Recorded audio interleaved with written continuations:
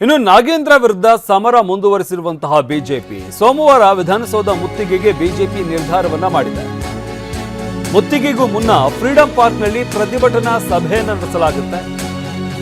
3 ತಂಡಗಳಾಗಿ ವಿಧಾನಸೌಧದ ಮುತ್ತಿಗೆಗೆ BJP plan ಮಾಡಿಕೊಂಡಿದೆ. ಛಲವಾದಿ ನಾರಾಯಣಸ್ವಾಮಿ, ರವಿಕುಮಾರ್, ಪ್ರೀತಂ ಗೌಡ ಪ್ರತ್ಯೇಕ ಸಮಯವನ್ನು ನಿಗದಿಪಡಿಸಿದ್ದಾರೆ.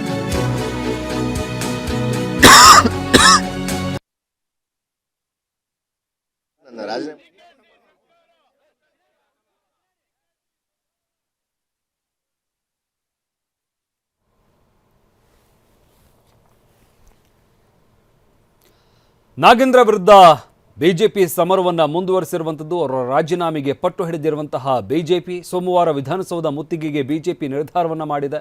ಮುತ್ತಿಗೆಗೂ ಮುನ್ನ ಫ್ರೀಡಂ ಪಾರ್ಕ್ನಲ್ಲಿ ಪ್ರತಿಭಟನಾ ಸಭೆಯನ್ನು ನಡೆಸಲಾಗುತ್ತೆ. 3 ತಂಡಗಳಾಗಿ ವಿಧಾನಸೌಧದ ಮುತ್ತಿಗೆಗೆ ಬಿಜೆಪಿ ಪ್ಲಾನ್ ಮಾಡಿರುವಂಥದ್ದು. ಒಂದು ಛಲವಾದಿ ನಾರಾಯಣಸ್ವಾಮಿ, ರವಿಕುಮಾರ್ ಹಾಗೆ ಪ್ರೀತಂ ಗೌಡ 3 ಜನ ಪ್ರತ್ಯೇಕವಾದಂತಹ ತಂಡವನ್ನು ಕಟ್ಟಿಕೊಂಡು ಮುತ್ತಿಗೆಗೆ ಹೊರಡಲಿದ್ದಾರೆ. ಪ್ರತ್ಯೇಕ ಸಮಯ ಹಾಗೆ ಪ್ರತ್ಯೇಕ ಸ್ಥಳಗಳಲ್ಲಿ ಮುತ್ತಿಗೆ ಹಾಕೋದಕ್ಕೆ ಪ್ಲಾನ್ ಮಾಡಿಕೊಂಡಿದೆ ಬಿಜೆಪಿ. ಬೆಂಗಳೂರಿನಿಂದ ಕಾರ್ಯಕರ್ತರನ್ನು ಕರೆತರೋದಕ್ಕೆ ಈಗಾಗಲೇ ಸೂಚನೆಯನ್ನು ಕೂಡ ನೀಡಲಾಗಿದೆ.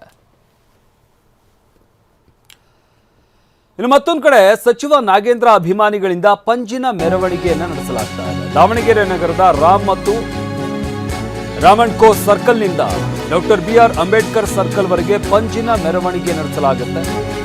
ಬೇಕು ಅಂತಲೇ ನಾಗೇಂದ್ರ ಅವರನ್ನ ಟಾರ್ಗೆಟ್ ಮಾಡಲಾಗ್ತಾ ಇದೆ. ಬಿಜೆಪಿಯಲ್ಲಿ ಬಹುತೇಕ ನಾಯಕರ ಮೇಲೆ ಕೇಸ್ಗಳಿವೆ. ನಾಗೇಂದ್ರ ದಲಿತ ಎಂಬ ಕಾರಣಕ್ಕೆ ಟಾರ್ಗೆಟ್ ಮಾಡ್ತಾ ಇದ್ದಾರೆ ಅಂತ ಆಕ್ರೋಶವನ್ನು ವ್ಯಕ್ತಪಡಿಸಿದ್ದಾರೆ. ಜನಾರ್ದನ ರೆಡ್ಡಿ ಜೊತೆ ಸೇರಿ ಬಿಜೆಪಿ ಹೋರಾಟ ಮಾಡ್ತಾ ಇದೆ.